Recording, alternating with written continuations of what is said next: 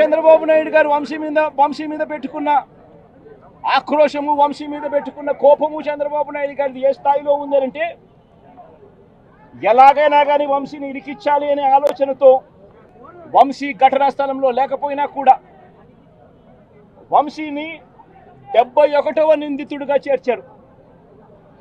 71వ నిందితుడిగా వంశీ పేరును చేర్చారు. అయితే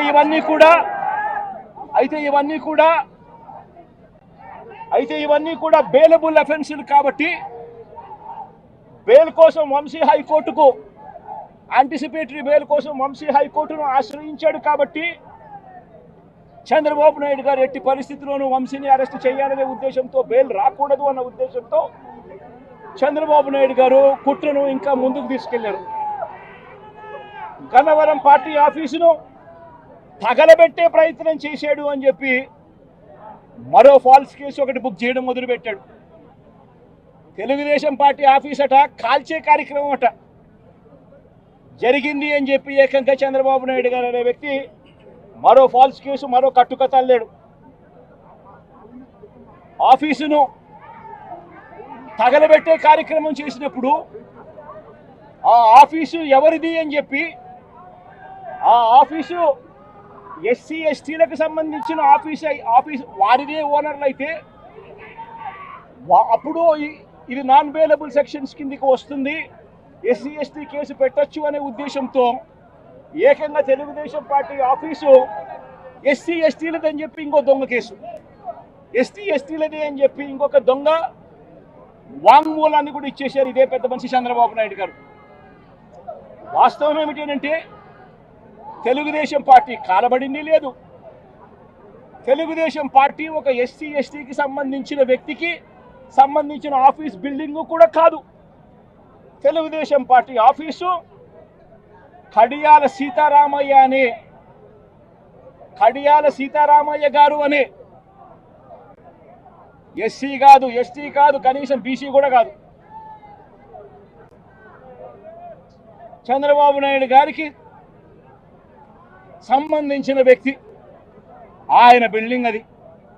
అంటే అక్కడ కూడా చంద్రబాబు నాయుడు గారు ఉద్దేశపూర్వకంగా వంశీకి బెయిల్ రాకూడదు అని నాన్ బెయిలబుల్ కేసు కింద దీన్ని మార్చాలి అనే ఉద్దేశంతో చేసిన మరో కుట్ర ప్రయత్నం. మరోవైపు ఈ కేసులో దాదాపుగా 94 మంది మీద కేసు పెడితే చంద్రబాబు నాయుడు గారు నెలల తరబడి వైఎస్ఆర్సీపీ నాయకులు వేధించాలనే ఉద్దేశంతో ఇంకా 44 మందికి ఇంకా బెయిల్ రాకుండా చంద్రబాబు నాయుడు గారు అడ్డుకుంటా ఉన్నారు. ఒక హక్కుగా బెయిల్ రావాల్సిన చోట నెలల తరబడి బెయిల్ రానివ్వకుండా అడ్డుకుంటా ఉన్న పరిస్థితి చంద్రబాబు నాయుడు గారు. ఇదే సత్యవర్ధన్ అనే వ్యక్తి మెజిస్ట్రేట్ దగ్గరికి తాను వచ్చి జరిగిన ఘటన గురించి మెజిస్ట్రేట్ దగ్గర వాంగ్మూలం తాను ఇచ్చేస్తే మిగతా వాళ్ళందరికీ కూడా బెయిల్లు వస్తాయి అనే ఉద్దేశంతో పోలీసులు చంద్రబాబు నాయుడు గారు ఇద్దరు కూడా కుట్ర పన్ని సత్యవర్ధన్ అనే వ్యక్తిని 20 సార్లు మెజిస్ట్రేటు రమ్మని సమన్లు పంపించినప్పటికీ కూడా ప్రతిసారి దాటేసుకుంటూ రాకుండా ఎగరగొడుతూ పోయాడు. చివరికి జడ్జికు 20వ ఇన్నిసార్లు సమన్లు ఇచ్చినా కూడా ఈ మనిషి రాకపోవడం అన్యాయము అని పోలీసుల మీద గట్టిగా జడ్జి తిట్టి, ఖచ్చితంగా సమన్లు ఇవ్వండి, నెక్స్ట్ టైం వచ్చేట్టుగా ఖచ్చితంగా చూసుకోండి అంటే అప్పుడు మరుసటి వాయిదాకు సత్యవర్ధన్ అనే వ్యక్తి తానంతటి తానే హాజరై ఈ ఘటన జరిగిన సమయంలో ఇంతకుముందు తాను 161లలో ఏదైతే చెప్పాడో అదే విషయాలను మళ్ళీ జడ్జి గారి సమక్షంలో అదే విషయాలే ఆయన తెలియజేశాడు. ఘటన జరిగిన సమయంలో తాను అక్కడ లేడని, తనను ఎవరూ కులం పేరుతో దూషించలేదు అని, అసలు ఈ కేసుతో తనకు ఎలాంటి సంబంధము లేదని కోర్టుకు తాను మొరబెట్టుకున్నాడు.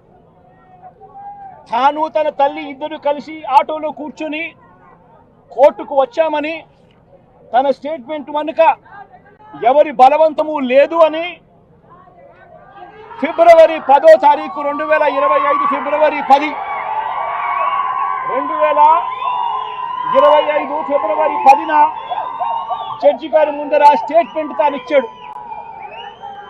ఫిబ్రవరి 10 2025 జడ్జి గారి దగ్గర జడ్జి గారి సమక్షంలో తాను ఈ విధంగా స్టేట్మెంట్ ఇచ్చేసరికి చంద్రబాబు నాయుడు గారికి లోకేష్కు వీరిద్దరికీ కూడా మనశ్శాంతి కరువైపోయింది. వంశీని అరెస్ట్ చేయలేకపోతా ఉన్నాము అనే దుర్బుద్ధి వీళ్ళల్లో ఎక్కువ కావడం మొదలుపెట్టింది. వీళ్ళంతా కలిసి పోలీసులతో మళ్ళీ కుట్రబన్నారు. కుట్రబన్ని వీళ్ళు మరుసటి రోజు అంటే ఫిబ్రవరి 11వ తారీఖున వీళ్ళు విజయవాడ పటమట పోలీస్ స్టేషన్లో సత్యవర్ధన్ మీద వీళ్ళు ఒక ఎఫ్ఐఆర్ రిజిస్టర్ చేశారు. ఫిబ్రవరి 11వ తారీఖున సత్యవర్ధన్ వంశీ ఇద్దరి మీద వీళ్ళు ఎఫ్ఐఆర్ రిజిస్టర్ చేశారు. కోర్టును తప్పుదోవ పట్టించారు అని వంశీని సత్యవర్ధన్ మీద వీళ్ళు తప్పుడు కేసు వీళ్ళు బనాయించారు. కోర్టును తప్పుదోవ పట్టించారు, తప్పుడు సాక్ష్యం తాను ఇచ్చాడు అని చెప్పి వీళ్ళు ఎఫ్ఐఆర్ రిజిస్టర్ చేసి ఆ ఎఫ్ఐఆర్ రిజిస్టర్ చేసిన కాపీని తీసుకొని పోయి సత్యవర్ధన్ అమ్మను, సత్యవర్ధన్ నాన్నను, సత్యవర్ధన్ అన్నను అందరినీ కూడా బెదిరించి ఫిబ్రవరి 12వ తారీఖున సత్యవర్ధన్ అన్న దగ్గర నుంచి ఒక తప్పుడు కేసు వాళ్ళ అన్నతో పెట్టించారు. ఏమని పెట్టించారు? ఈ వ్యక్తి సత్యవర్ధన్ అనే వ్యక్తిని కిడ్నాప్ చేసుకొని పోయారట. అది ఎవడో చూశాడట. ఆ మనిషి దగ్గర 20,000 రూపాయలు, సత్యవర్ధన్ అనే వ్యక్తి దగ్గర 20,000 డబ్బు ఉంటే ఆ డబ్బులు కూడా లాక్కొని కిడ్నాప్ చేసుకొని పోయారట అని తప్పుడు కేసు. కనీసం సత్యవర్ధన్ అనే వ్యక్తితో మాట్లాడకుండా ఫిబ్రవరి 12వ తారీఖునే కేసు రిజిస్టర్ చేసి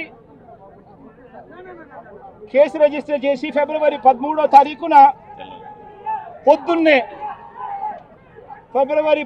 తారీఖున పొద్దున్నే వంశీని అరెస్ట్ చేశారు.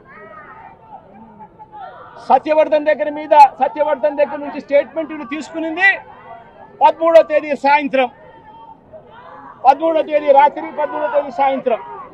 అంటే ఆయనకు ముందు స్టేట్మెంట్ కూడా తీసుకోకుండా వంశీని అరెస్ట్ చేయడం,